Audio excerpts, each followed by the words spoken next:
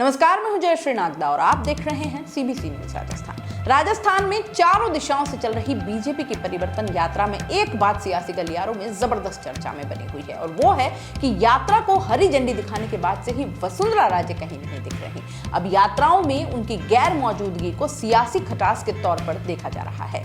अब प्रदेश प्रभारी होने के नाते यात्रा की कमान अरुण सिंह ने संभाल रखी है। उन्होंने कहा कि लोगों के मन में भारतीय जनता पार्टी को लेकर उमंग और उत्साह है, लोगों के मन में आक्रोश भी है। वो गहलोत सरकार को बदलना चाहते हैं। उन्होंने कहा कि कांग्रेस सरकार से लोग त्रस्त हैं, लोगों को बिजली नहीं मिल रही, किसानों का कर्जा माफ नहीं हुआ और अपराध तो चरम पर है, कहीं कोई राहत नहीं मिल रही, इसलिए लोग कांग्रेस सरकार से छुटकारा पाना चाहते हैं। 30-40 साल के इतिहास में बीजेपी पहली बार बिना किसी सीएम चेहरे के इलेक्शन में उतर रही है।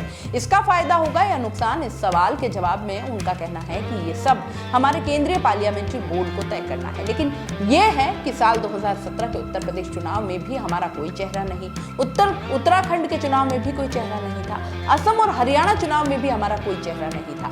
हर इलेक्शन में पार्टी की अलग रणनीति होती है, ये सब पार्लियामेंट्री बोर्ड को तय करना है। कैलाश मेघवाल, कोई व्यक्ति पार्टी छोड़कर जाता है तो कुछ तो आरोप लगाएगा ही।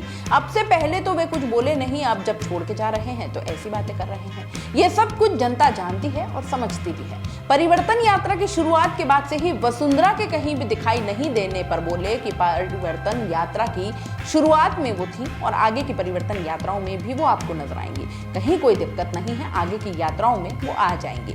उनसे जब यह पूछा गया कि वसुंधरा राजे 5 सितंबर के बाद से परिवर्तन यात्रा में है ही नहीं और इस बीच कैलाश मेघवाल प्रकरण और उनका ये बयान देना कि वसुंधरा खेमे की अनदेखी की जा रही है, चर्चा में बहुत है।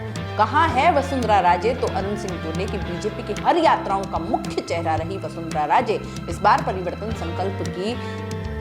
संकल्प यात्रा की शुरुआत में तो साथ थी। 2 सितंबर को पार्टी के राष्ट्रीय अध्यक्ष जेपी नड्डा ने सवाई माधोपुर में त्रिनेत्र मंदिर से शुरुआत की, तब भी वो साथ थी और 4 सितंबर को हनुमानगढ़ के गोगामेडी में नितिन गडकरी के साथ थी। लेकिन उसके बाद वे करीब 12 दिन से इन यात्राओं से दूरी बनाए हुए हैं। सियासी जानकार इसे राजस्थान की राजनीति में वसुंधरा राजे को किनारे करने की रणनीति यानी साइड लाइन करने की रणनीति मान रहे हैं।